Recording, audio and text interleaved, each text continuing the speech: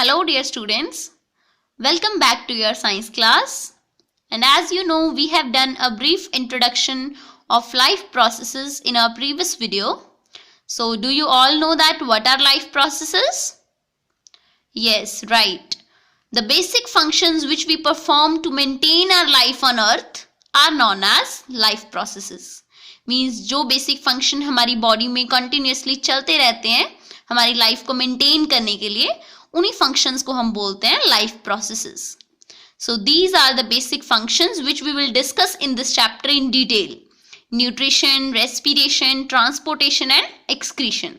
So let's start from the first one, that is nutrition. So first of all, what is nutrition? The process of intake of nutrients and using these nutrients for growth, metabolism and repair is called nutrition. Means students वो full process जिसके through हम nutrients को हमारी body के अंदर लेके जाते हैं, then उन्हें use करते हैं किसके लिए? growth के लिए, metabolism के लिए या फिर body cells को repair करने के लिए. तो इस full process को हम बोलते हैं nutrition. इसके अंदर students फूड का इंजेशन, डाइजेशन, एब्जॉर्प्शन और फिर उसका पूरी बॉडी में ट्रांसपोर्टेशन, ये सभी स्टेप्स इंक्लूड होते हैं.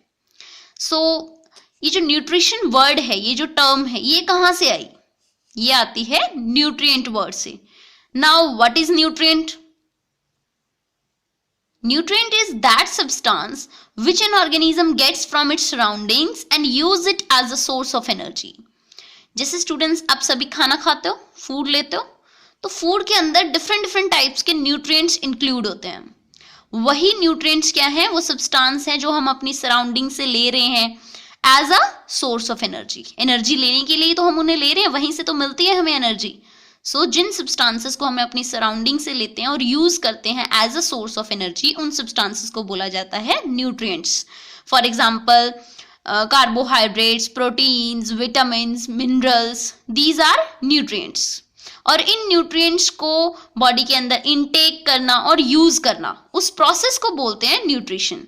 सो I hope you are all are clear with these two topics.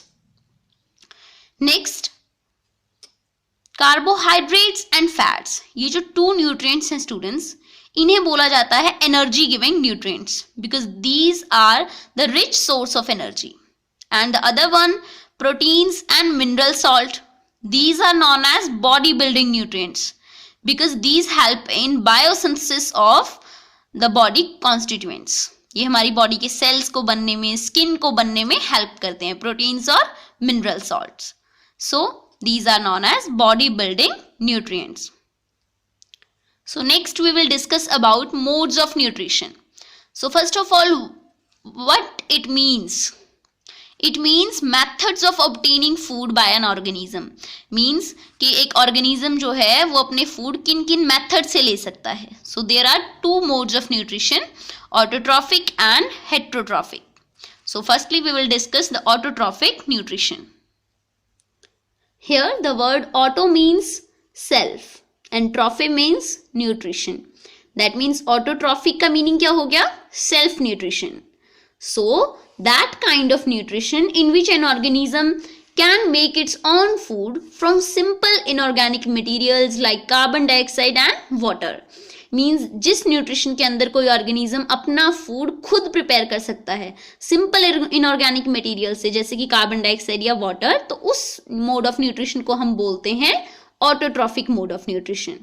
और जो organisms अपना food खुद prepare कर सकते हैं उन्हें बोला जाता है autotrophs. So organisms which can make their own food from CO2 and water are known as autotrophs. Next, the example of autotrophs are all green plants, because we all know that green plants can prepare their own food by the process of photosynthesis, right? By the process of photosynthesis, they prepare their own food. The another mode of nutrition is heterotrophic nutrition. Here, heteros means others and trophy means nutrition. So heterotrophic nutrition means nutrition from others. So that kind of nutrition in which an organism cannot make its own food from inorganic materials and depend on others for their food means जो organisms जिस nutrition के अंदर organism अपना food खुद नहीं बना सकते और दूसरों पे डिपेंड करते हैं अपने फूड के लिए, उस मोड ऑफ न्यूट्रिशन को बोला जाता है हेट्रोट्रॉफिक न्यूट्रिशन। और जो ऑर्गेनिजम्स अपना फूड खुद प्रिपेयर नहीं कर सकते उन्हें बोला जाता है heterotrophs.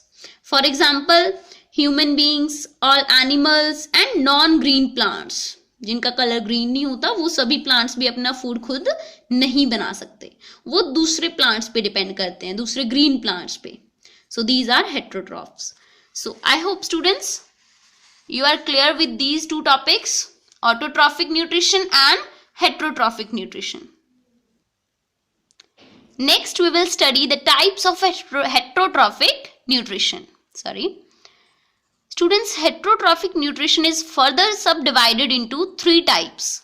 The first one is saprotrophic nutrition, or we can say saprophytic nutrition because it is also known as saprophytic nutrition. Here the word sapro means rotten. Rotten यानी कि गले हुए, सड़े हुए. So nutrition in which an organism obtain its food by decaying organic matter of dead plants, animals and rotten bread etc. Means जिस nutrition के अंदर कोई ऑर्गेनिज्म अपना फूड गली हुई चीज़ों से, गले हुए पेड़ पौधों से या फिर ब्रेड के पीसेस से अपना फूड ऑब्टेन करे, उस न्यूट्रिशन को बोला जाता है सैप्रोट्रॉफिक न्यूट्रिशन या फिर सैप्रोफिटिक न्यूट्रिशन। एंड जो ऑर्गेनिज्म इस मेथड से अपना फूड ऑब्टेन करते हैं उन ऑर्गेनिजम्स को बोला जाता है saprophytes. For example fungi like mushrooms and yeast, these obtain their food by the saprotrophic nutrition. Okay, now the second type of heterotrophic nutrition is parasitic nutrition. In the parasitic nutrition, the organism derive its food from the body of another living organism. Means इसके अंदर एक organism किसी दूसरे living organisms की body से अपना food लेता है। So organism feeds on another living organism.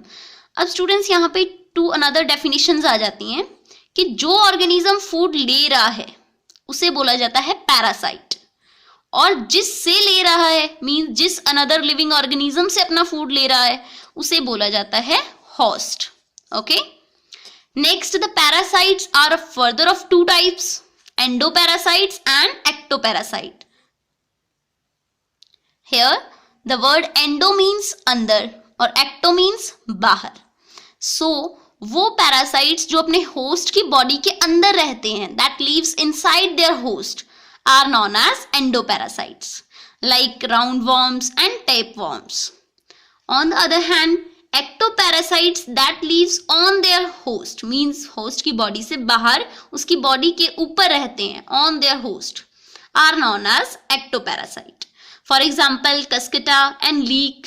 कस्केटा students एक नॉन ग्रीन प्लांट है, इट्स लाइट येलो कलर्ड, जिसे आप अमर वेल भी कहते हो। ये ऑलमोस्ट ग्रीन प्लांट्स के ऊपर आपको देखने को मिलती है और ये अपना फूड जो है उसी ग्रीन प्लांट से लेती है। वो ग्रीन प्लांट इसके लिए क्या है, host.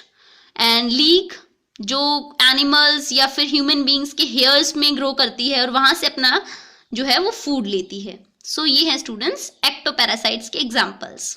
Is that clear students? एक और इंपॉर्टेंट थिंग, इन दोनों मेथड्स के अंदर ये जो टू टाइप्स है हेटेरोट्रॉफिक न्यूट्रिशन की, इन दोनों में ही जो फूड ऑब्टेन किया जाता है वो बिल्कुल सिंपलर फॉर्म में किया जाता है, मींस एब्जॉर्बेबल फॉर्म में। But in our third type, that is holozoic nutrition, in which an organism takes the solid complex food। इसमें जो ऑर्गेनिज्म है वो फूड किस फॉर्म में लेता है, सॉलिड कॉम्प्लेक्स फॉर्म में। उस फॉर्म में वो फूड को खाता है, लेता है, उसके बाद में ये फूड उसकी बॉडी में डाइजेस्ट होता है, एब्जॉर्ब होता है और पूरी बॉडी पे ट्रांसफर होता है सिंपलर फॉर्म में। So that nutrition in which an organism takes the solid complex food and then utilize it into the body for growth, metabolism and repairing the cells, this nutrition is known as holozoic nutrition।